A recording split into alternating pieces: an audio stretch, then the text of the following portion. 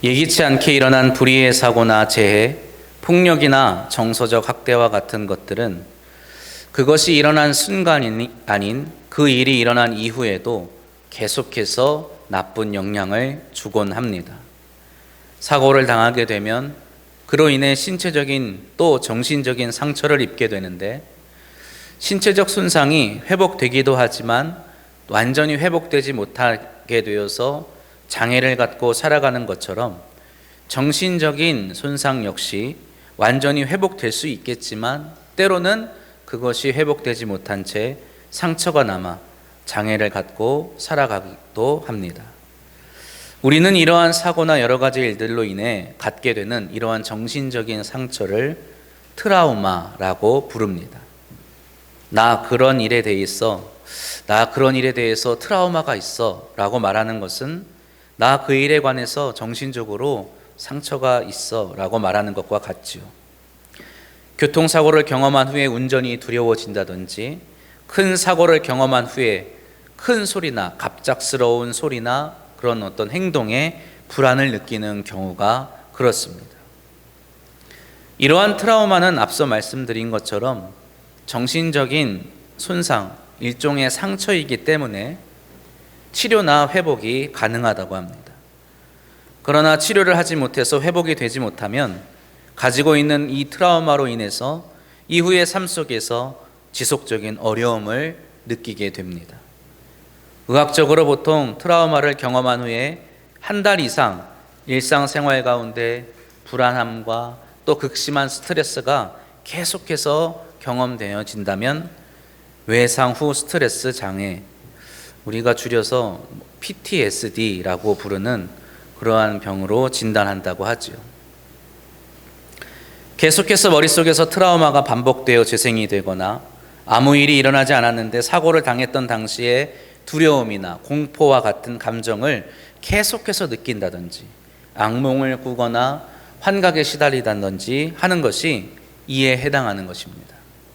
이러한 것을 경험하는 사람들은 이 트라우마와 관련된 장소 혹은 사람 혹은 상황들을 계속해서 피하려고 하거나, 그것과 관련된 것을 경험하면 마치 그때 일처럼 극도의 불안과 공포를 느끼곤 하죠. 따라서 트라우마가 일상을 힘들게 할 정도의 장애를 가져오지 않도록 적절한 치료가 필요하다고 합니다. 만약에 필요하다면 전문적인 의료인의 도움을 받는 것도 좋다고 합니다. 그냥 과거에 있었던 안 좋은 기억 이 정도로 치부하는 것이 아니라 전문적으로 의사에게 찾아가서 상담하고 치료하는 것이 좋다고 하지요. 사실 이번 대통령 탄핵과 관련해서도 트라우마 혹은 외상 후 스트레스 장애에 대해서 많이 생각하게 됩니다. 대통령은 자신이 폭력을 휘두를 의도가 없었고 다만 국가의 위기를 알리기 위해서 계엄령을 선포했다고 합니다. 국회 측의 법사위원장은 계엄과 관련해서 발언을 하다가 자신이 경험했던 트라우마에 대해 말하면서 눈물을 보이기도 하였습니다.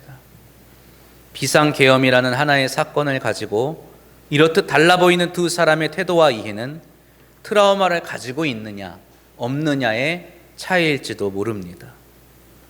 자라보고 놀란 가슴 소뚜껑 보고 놀랐는지도 모르지요. 그럴 의도가 진짜 아니었는데 지레짐작해서 과민 반응했을지도 모릅니다. 호수 위에 달을 쫓는다는 대통령의 발언은 계엄에 관한 자신의 이해가 폭력, 억압 이러한 것이 아니라는 것을 우리에게 보여줍니다. 그러나 삶 속에서 계엄을 직접적으로 간접적으로 경험했던 사람들은 이 계엄을 무엇으로 생각합니까? 무엇으로 기억하겠습니까? 폭력과 살인, 억압과 고통으로 기억할 따름이죠. 안타깝게도 계엄을 경험하지 않았던 지역의 사람들은 이번 계엄 사태를 그저의 하나의 해프닝으로 이해합니다. 더 나아가서 국민을 계몽시키기 위한 선택이었다는 논리도 내세우기도 하죠. 그러나 설령 그러한 목적을 가졌다고 하더라도 한 나라의 지도자라고 한다면 나라와 민족이 가진 역사와 트라우마를 이해하고 그것이 아픔이 되지 않도록 하는 방법을 선택했어야 하지 않았나 생각합니다. 정말로 국가의 위기가 왔으면 그것을 알리는 방법이 꼭 비상계엄만이 아니었을지도 모르지요. 이번 사태가 어떻게 마무리가 되든지 간에 바라기는 좌우 진영을 떠나서 이 나라의 온 국민이 과거로부터 얻은 이 트라우마를 치유하고 건설적인 미래를 향하기 위해 한 마음으로 화합하기를 소망합니다. 오늘 본문을 통해 하나님께서 우리에게 보여주시는 것은 바로 트라우마, 그리고 그보다 더 근본적인 상처를 회복시키시는 하나님의 은총이라 할 수 있습니다. 오늘 본문에서 강조되는 것은 무엇입니까? 바로 모세의 얼굴에 나타난 광채입니다. 시내산에 올라가 하나님으로부터 십계명을 받아온 모세의 얼굴에 환한 광채가 나는 것을 보고 백성이 두려워하였다라고 성경은 기록하고 있습니다. 모세의 얼굴에 나타난 광채가 의미하는 것이 무엇이기에 백성이 두려워했던 것일까요? 모세의 얼굴에 나타난 광채는 단순히 그의 피부가 좋아서 그런 것이 아닐 겁니다. 우린 성경을 읽어서 알지요. 하나님의 임재를 의미하는 것입니다. 혹은 하나님의 존재를 나타내는 것이기도 하죠. 모세가 하나님이라는 의미가 아닙니다. 모세의 얼굴에 광채가 났다 해서 모세가 하나님과 같다라는 의미가 아니겠죠. 하나님이 정말 계시다는 것을 모세의 얼굴에 난 광채를 통해 보여주시는 겁니다. 사실 이스라엘 백성 어느 누구도 살아계신 하나님을 직접 뵙지는 못했습니다. 백성 중에 몇몇 사람만이 하나님 앞으로 조금 더 가까이 나아갈 수 있을 뿐이었죠. 출애굽기 24장을 보면 이스라엘 백성이 시내산에 도착합니다. 그리고 그곳에서 하나님을 경배하게 되는데 모세, 아론, 나답, 아비후, 그리고 이스라엘 장로 70명이 하나님이 계신 곳으로부터 아주 먼 곳에 서서 하나님의 발등상을 보고 경배를 합니다. 다만 모세만 그들보다 조금 더 가까이 하나님께 나아가서 하나님의 말씀을 듣게 됩니다. 이후 출애굽기 25장부터 31장까지 하나님께서는 모세에게 여러 가지를 명령하시는데 그것을 듣기 위해서 모세는 시내산에서 자그마치 40일을 밤낮으로 하나님 앞에 있어야만 했습니다. 그런데 그런 가운데 32장에서 비참한 사건이 일어납니다. 이 40일을 기다리지 못하고 이스라엘 백성들이 하나님께 나아간 모세를 원망하기 시작하는 겁니다. 왜 돌아오지 않느냐는 겁니다. 그들은 모세를 원망할 뿐만 아니라 보이지도 않고 들리지도 않는 하나님에 대해서 의심하기 시작하죠. 그들은 소란을 일으키기 시작합니다. 이를 견디다 못해서 제사장 아론은 그들의 장신구를 녹여서 금송아지를 만들고 이 금송아지가 하나님이라고 칭하며 그것을 향해 경배하게 하죠. 그리고 그 앞에서 축제를 벌입니다. 이 일로 인해서 하나님은 이스라엘 백성을 진멸하시려 합니다. 모세는 자신의 목숨을 걸고 그들을 위해 중보합니다. 그리고 산에 내려와 하나님께 받은 두 돌판을 던져버리고 당장의 금송아지로 달려가서 그것을 가루로 만들어 우상을 숭배한 이들을 처단하기 시작합니다. 이 일로 인하여서 하나님과 이스라엘 백성 사이에 아주 큰 갈등이 생겨나게 됩니다. 하나님이 비록 이 일을 넘어가십니다. 하지만 그들을 결코 용서하시지 않을 것이라고, 이전처럼 그들과 하나님이 함께 한다고 한다면 하나님 앞에 있는 그들을 하나님께서 쳐서 진멸할지도 모른다고 말씀하시죠.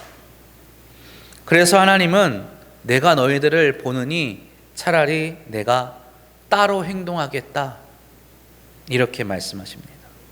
너희 먼저 올라가라. 나는 따로 행동하겠다. 그러나 그것은 사실 이스라엘 백성을 버리시는 것과 마찬가지였습니다. 모세는 하나님께서 자신들과 함께 하시지 않는다면 결코 가나안까지 무사히 가지 못할 것을 깨달았던 것이죠. 그리고 하나님께 자비를 베풀어서 다시금 자신들과 함께 해달라고 간청합니다. 출애굽기 33장 15절 16절 말씀을 보면 모세가 여호와께 아뢰되 주께서 친히 가지 아니하시려거든 우리를 이곳에서 올려 보내지 마옵소서. 나와 주의 백성이 주의 목전에 은총 입은 줄을 무엇으로 알리이까? 주께서 우리와 함께 행하심으로 나와 주의 백성을 천하 만민 중에 구별하심이 아니니까? 라고 말합니다. 그러자 하나님께서 모세와 함께 하실 것을 약속하시죠. 모세는 이에 만족하지 않고 하나님의 임재를 요청합니다. 하나님, 말씀으로만 그렇게 하지 마시고 함께 하시는 것을 보여주십시오. 하나님은 당신이 모세 앞에 임재하실 때에 모세가 만약 하나님의 얼굴을 보면 죽을 것이라고 말씀하십니다. 그리고 20절 이하 이렇게 말씀하십니다. 또 이르시되 내가 내 얼굴을 보지 못하리니 나를 보고 살 자가 없음이니라. 여호와께서 또 이르시기를 보라 내 곁에 한 장소가 있으니 너는 그 반석 위에 서라. 내 영광이 지나갈 때에 내가 너를 반석 틈에 두고 내가 지나도록 내 손으로 너를 덮었다가 손을 거두리니 내가 내 등을 볼 것이요 얼굴을 보지 못하리라. 아멘. 무엇이 지나갈 때에? 하나님의 영광이 지나갈 때. 하나님의 영광이 지나갈 때 그것을 보고 있으면 어떻게 된다고요? 죽는다는 겁니다. 그래서 하나님께서 그것을 직접 하나님의 영광을 대면하지 못하도록 손으로 덮어주시겠다는 거예요. 그렇게 하나님께서 모세 앞에 나타나셔서 다시금 이스라엘 백성과 언약을 세우시고 두 번째 돌판에 언약을 새겨주시죠. 그리고 다시금 40일 밤낮 동안 하나님께서 언약의 말씀을 돌판에 새겨주시는 것을 다시 한번 모세는 기다리며 하나님과 함께 하게 됩니다. 이번에도 40일을 기다려야 했습니다. 하지만 이스라엘 백성이 차마 허튼 짓을 할 수 없었죠. 그래서 모세가 오기만을 두려운 마음으로 기다립니다. 그리고 모세가 산에서 내려왔을 때 그의 얼굴 피부에 광채가 나는 것을 보게 됩니다. 그리고 그것을 본 그들의 반응은 우리가 읽은 것처럼 이렇습니다. 아론과 온 이스라엘 자손이 모세를 볼 때에 모세의 얼굴 피부에 광채가 남을 보고 그에게 가까이 하기를 두려워하였다. 모세의 얼굴의 광채는 단순한 영광의 광채가 아닌 것이죠. 그것은 모세 자신의 영광이 아니라 하나님의 영광, 하나님의 영광으로부터 온 광채였습니다. 그 영광, 하나님의 영광은 모세의 목숨을 빼앗을 뻔한 영광이었죠. 인간으로서는 감당할 수 없는 영광입니다. 그렇기에 그 광채는 하나님의 살아계심을 나타내는 증거요, 그분이 모세와 만나셔서 말씀하셨다는 증거이기도 하였지만 이스라엘 백성에게는 그 광채가 두려움의 광채일 수밖에 없었습니다. 그리고 그것은 그 백성들에게 트라우마가 되는 것이죠. 얼굴이 빛나는 모세를 보고 두려워할 수밖에 없는 것입니다. 모세가 광채나는 얼굴로 그들에게 말할 때 이스라엘 백성은 하나님께서 자신들에게 명령하신 말씀으로 들을 수밖에 없었습니다. 그러나 모세를 보며 항상 두려워하는 것을 보고 모세는 하나님의 말씀을 전할 때만 자신의 얼굴을 보이고 그렇지 않을 때는 수건으로 자신의 얼굴을 가렸다고 성경은 기록합니다. 왜 그랬을까요? 백성이 항상 두려워하는 것을 불쌍히 여겼기 때문입니다. 하나님의 영광은 지극히 아름다운 것이고 지극히 놀라운 것입니다. 오늘 찬양대가 하나님께 드린 하나님의 영광이라는 찬양 가운데에도 그러한 것들이 담겨져 있는 것을 보게 됩니다. 하나님의 영광은 최고의 선함, 최고의 아름다운 진리 그 자체가 빛을 발하는 것입니다. 그러나 그렇기 때문에 하나님의 영광은 우리 모두에게 두려움으로 다가올 수밖에 없는 것이죠. 우리는 선하지 못한 죄인이기 때문입니다. 우리는 추악한 죄인이기 때문이죠. 우리는 어리석고 우매하기 때문입니다. 하나님께서는 이스라엘 백성의 나약한 믿음에 확신을 주시기 위해서 모세에게 그 영광의 광채를 주셨습니다. 그러나 그 영광의 광채는 그들에게 믿음을 주면서 동시에 처절한 죄책을 일깨워 주게 되는 것입니다. 그 영광의 광채 앞에서 이스라엘 백성은 자신들이 저질렀던 금송아지 반역의 죄를 다시 한번 기억할 수밖에 없었습니다. 그들을 향한 하나님의 분노, 하나님의 심판 또한 기억할 수밖에 없었습니다. 그러나 자비로우신 하나님은 그들을 향한 심판을 멈추시고 다시금 자비를 베푸시죠. 다시금 약속의 땅 가나안으로 그들을 인도하여 가십니다. 그들의 죄악에도 불구하고 다시 한번 그들과 함께 하십니다. 그래서 두려운 하나님은 다시금 자비의 하나님으로, 사랑의 하나님으로 그들에게 다가오시고 함께 하시는 것입니다. 바울은 고린도후서 3장에서 이 그리스도 안에서 새 언약을 맺은 우리 그리스도인들이 얼마나 영광스러운지에 대해 말하면서 오늘 본문 말씀에 나오는 이 모세의 얼굴에 나타난 광채에 대해 말합니다. 고린도후서 3장 7절로 9절 말씀을 보면 돌에 써서 새긴 죽게 하는 율법의 조문의 직분도 영광이 있어 이스라엘 자손들은 모세의 얼굴에 없어질 영광 때문에도 그 얼굴을 주목하지 못하였거든. 하물며 영의 직분은 더욱 영광이 있지 아니하겠느냐. 정죄의 직분도 영광이 있은즉 의의 직분은 영광이 더욱 넘치리라. 아멘.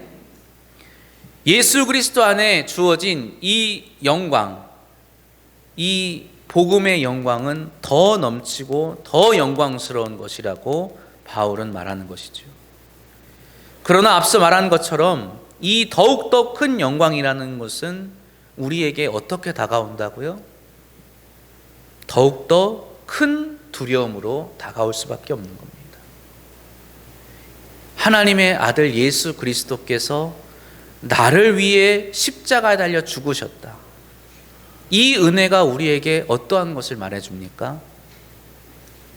독생하신 아들, 하나님의 아들이 죽지 않고서는 해결할 수 없는 나는 무서운 죄인이라는 것을 알려주는 것이죠. 내가 얼마나 추악한지, 내가 얼마나 죄인인지를 보여주는 것입니다.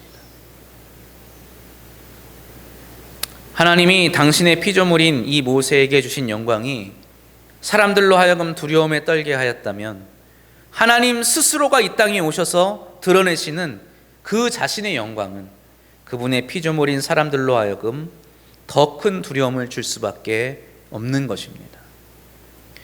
예수님은 이 땅에 인간의 몸을 입고 오셨고 그렇게 살아가셨습니다. 그래서 많은 사람들이 예수님과 함께 편하게 먹고 마시고 여행을 다니고 이야기를 나누었죠. 그러나 예수님이 때때로 당신의 하나님 되심을, 그리스도이심을 드러낼 때에는 여지없이 사람들은 두려움에 사로잡힐 수밖에 없었습니다. 일개 랍비 정도로 알고 있었는데 예수님께서 말씀 한마디 하시자 그것을 따르니까 배 두 척을 물고기로 가득 채우게 되었습니다. 그러자 베드로가 예수님의 이 신성을 마주하고 어떻게 반응합니까? 곧장 두려워하죠. 누가복음 5장 8절 이하의 말씀을 보면 시몬 베드로가 이를 보고 예수의 무릎 아래에 엎드려 이르되 주여 나를 떠나소서. 뭐라고요? 나는 죄인이로소이다. 지금 좋은 때 아닙니까? 지금 좋은 일 일어났잖아요. 배 두 척에 물고기에 가득 잡힌, 어찌 보면 일생에 한 번도 경험해보지 못할 좋은 일을 경험한 그 순간에 베드로는 무엇을 떠올려요? 내가 죄인인 것을 떠올립니다. 이는 자기 및 자기와 함께 있는 모든 사람이 고기 잡힌 것으로 말미암아 놀라고 세베대의 아들로서 시몬의 동업자인 야고보와 요한도 놀랐습니다. 예수께서 시몬에게 이르시되 무서워하지 말라. 이제 후로는 내가 사람을 취하리라. 중풍병이 걸린 환자를 앞에 두시고 내 죄가 사하여졌다 이렇게 말씀하시는 예수님을 향해서 그 예수님과 함께 있던 사람들이 속으로 어찌 사람이 죄를 사할 수 있겠느냐, 그럴 권한도 없고 능력도 없다, 이렇게 예수님을 정죄할 때 그를 고치시는 예수님을 보게 되죠. 그리고 그들은 그 예수님을 바라보며 두려워할 수밖에 없었습니다. 마태복음 9장 6절 이하의 말씀을 보면, 그러나 인자가 세상에서 죄를 사하는 권능이 있는 줄을 너희로 알게 하려노라 하시고 중풍병자에게 말씀하시되 일어나 내 침상을 가지고 집으로 가라 하시니, 그가 일어나 집으로 돌아가거늘 무리가 보고 두려워하며 이런 권능을 사람에게 주신 하나님께 영광을 돌리니라. 일어나 내 침상을 가지고 집으로 가라, 이 말씀의 의미가 뭐라고요? 예수님께서 너의 죄를 내가 용서하였다는 거예요. 사람들이 속으로 생각하죠. 무슨 사람이 죄를 용서할 수 있겠느냐. 그 말의 의미는 뭐예요? 중풍병자를 고칠 수 있다 없다? 없다는 거예요. 근데 중풍병자가 일어나서 침상을 가지고 집으로 갑니다. 그것을 보고 두려워하는 것이죠. 풍랑이 이는 물 위를 걸어오셔서 그들을 구원하시는 예수님을 향해서 제자들은 두려운 마음으로 경배할 수밖에 없었습니다. 그를 보고 예수님께서 즉시 이르시되 안심하라, 나니 두려워하지 말라. 배에 있는 사람들이 예수께 절하며 이르되 진실로 하나님의 아들이로소이다 하더라. 그리고 마태복음 17장에서 예수님은 제자들과 산에 올라가시는데 그곳에서 변형되어 얼굴이 해같이 빛나고 옷이 빛과 같이 휘어지게 되죠. 그리고 영문을 몰라 당황해하는 제자들에게 모세와 엘리야의 모습이 보이고 이어서 하늘에서 하나님의 음성이 들립니다. 마태복음 17장 5절 말씀, 말할 때 호련히 빛난 구름이 그들을 덮으며 구름 속에서 소리가 나서 이르시되 이는 내 사랑하는 아들이요 내 기뻐하는 자니 너희는 그의 말을 들으라. 아멘. 이 말을 들은 제자들의 반응은 어떠했을까요? 지금까지 어떠했죠? 당연하게도 그들은 또 두려워합니다. 왜 그들은 이러한 일을 겪을 때마다 두려워할 수밖에 없습니까? 제자들은 왜 두려워합니까? 유대인들은 왜 두려워합니까? 왜 그것밖에 할 수 없어요? 그들은 자신들이 하나님의 백성이라고 자부하면서도 자신들이 율법을 받았고 그것을 지키며 살아간다고, 이방인들과 다른 삶을 살아간다고 자랑하였지만 하나님이 자신들에게 주신 이 은혜의 언약을 자신들이 지키지 못하며 살아가고 있다는 것을 깨달았기 때문이에요. 자신들이 죄인이라는 것을 깨달았다는 거예요. 내가 율법을 받았고 내가 율법을 지키며 살아가는 하나님의 백성이야 라고 하며 살아갔지만 예수님을 마주했을 때, 하나님을 마주했을 때, 아, 나는 죄인이구나, 나는 말씀대로 살지 못하고 있구나 깨달았다는 것이죠. 그들은 결코 자신들의 트라우마를 치유하지 못한 것입니다. 그 옛날 시내산 아래에서 저질렀던 불신앙의 죄책으로부터 조금 더 벗어나지 못한 채 율법 아래에서 죄의 값으로 심판을 받아 마땅한 자로 여전히 살아가고 있었던 거예요. 그래서 하나님을 마주하는 그때의 심판의 두려움에 떨 수밖에 없는 것입니다. 어떤 사람들은 613개의 율법 조문에 더해서 장로의 전통이라 불리우는 규율까지 만들어서 그것을 철저하게 지키며 살아갑니다. 왜요? 의로워지기 위해서, 의인이 되기 위해서. 또 어떤 이들은 먹고 사는 것이 힘들어 죽겠는데 율법이 밥 먹여주냐면서 살기 위해서 율법을 어기고 먹기 위해서 죄를 짓는 삶을 살아가죠. 그러나 그들이 강박적으로 경건하게 살던, 신앙을 떠나 세속적인 삶을 살던 그들 안에 있던 죄책에 대한 트라우마는 결코 사라지지 않았습니다. 그래서 자칭 의롭다 여기던 사람이나 자칭 그런 것과는 담을 쌓고 살았다고 하는 사람이나 예수님을 만날 때 두려워 떨 수밖에 없었던 것이죠. 바울은 고린도후서 3장에서 이어서 이렇게 말합니다. 유대인이 이렇듯 하나님의 영광 앞에서 두려워하기를 수건으로 자신들의 얼굴을 가리어 보아도 못 본 척하고 들어도 못 들은 척 하지만 결국 이 수건을 그리스도 안에서 벗어버리게 될 것이라고 말합니다. 이 수건은 무엇을 의미합니까? 두려움을 의미하는 겁니다. 유대인들이 지금까지 하나님 앞에서 두려워 떨며 살아갈 수밖에 없는 그런 죄의 삶을 살아갔지만 누구 안에서? 예수 그리스도 안에서 이 수건을 벗어버리게 된다는 겁니다. 이 두려움을 벗어버리게 된다는 것이죠. 왜 그렇습니까? 그리스도께서 우리의 이 죄에 대한 트라우마와 더불어 근본적인 죄의 책임을 자신에게 전가하셔서 해결해 주셨기 때문이죠. 예수님은 준엄한 하나님의 말씀 앞에, 또 놀라운 기적 앞에, 변화산의 영광 앞에서 두려워 떨고 있는 제자들에게 항상 동일하게 말씀하십니다. 뭐라고 말씀하실까요? 두려워하지 말라. 두려워하지 말라. 두려워하지 말고 뭐하라? 믿으라. 이렇게 말씀하십니다. 두려워하지 말고 믿으라. 천하보다 너희가 귀한 존재다. 하나님이 너의 머리털까지 세신 바 되었다. 여기 들판에 있는 이 이름 모르는 꽃도 하나님께서 입히시고 먹이시거든 하물며 너희일까 보냐. 하나님께서 너를 사랑하신다고. 그래서 하나님을 마주할 때 뭐하라? 두려워하지 말라는 거예요. 그리고 그렇게 말씀만 하시는 것이 아니라 그들의 그 두려움을 없애기 위해서 친히 자신을 하나님을 향한 희생제사로 드리시는 것이죠.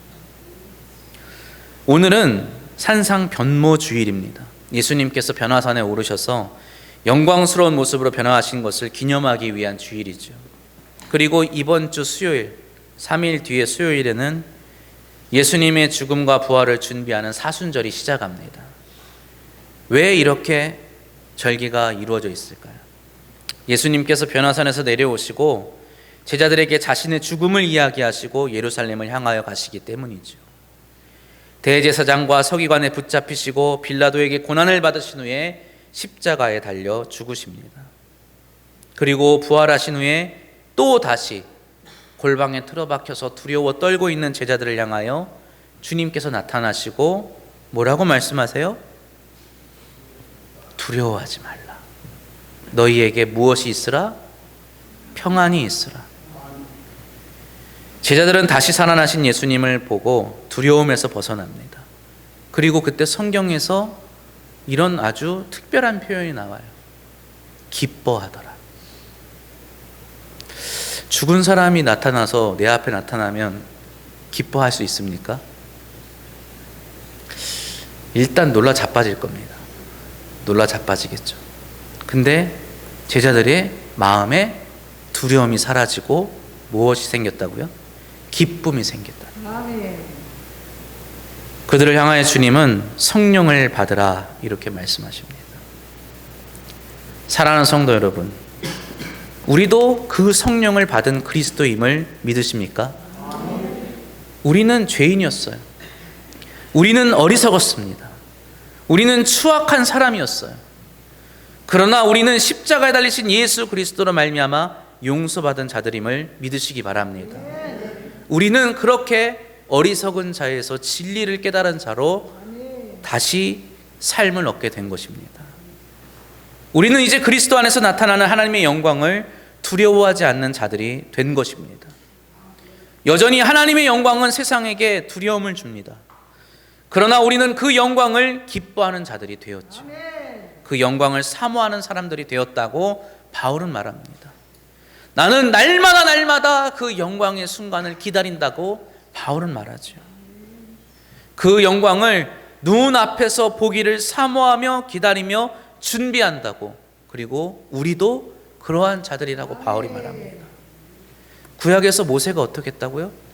그 영광을 보기를 원하였지만 그 영광을 보면 어떻게 된다고요? 죽는다 그랬어요. 왜요? 모세라 하더라도 하나님 앞에서는 죄인일 수밖에 없어요.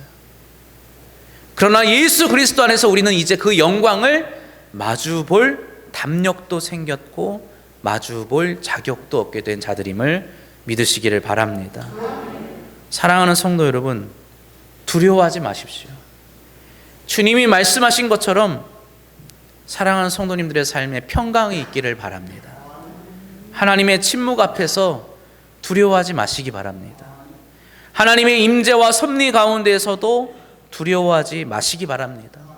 오늘 찬양대의 찬양에서도 하나님의 그 놀라운 섭리, 천지를 일으키고 개벽시키는 그 하나님의 놀라운 섭리를 우리는 어떻게 한다고요?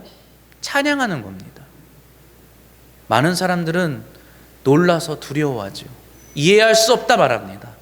그러나 우리 그리스도인들은 그 영광을 보며 기뻐하며 찬양하는 것입니다. 우리와 함께 하시는 하나님은 임마누엘의 하나님이십니다. 우리를 구원하시는 구세주 하나님이심을 믿으시기 바랍니다. 우리의 삶 가운데 하나님의 영광을 구하시며 두려움보다 기쁨으로 살아가시기를 주님의 이름으로 축원합니다. 날 사랑하시는 하나님을 믿으며 확신에 찬 사명자의 길을 걸어가시기를 주님의 이름으로 축원합니다. 기도합니다.